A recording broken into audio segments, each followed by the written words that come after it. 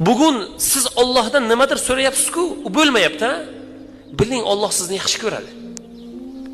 Sizni doim Allohga duo qilishingizni Alloh istayapti.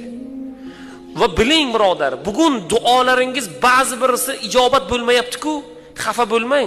Qiyomatda Alloh berayotgan va sizga tayyorlab qo'ygan ajrlardan xursand bo'lasiz. Shuning uchun birodar, birov bilan urushmang. Birov pulga, molga, mansabga, bir narsaga talashsa siz talashmang.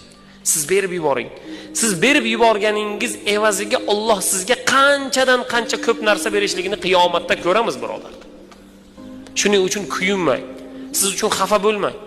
Ba'zi bir narsadan bugun qiyinchiligingiz yoki pulingizda, yoki badaningizda, yoki qalbingizda, yoki bir ishingizda bir muammo va u muammo bugun hal bo'lmayotgan bo'lsa, siz xafa bo'lmang.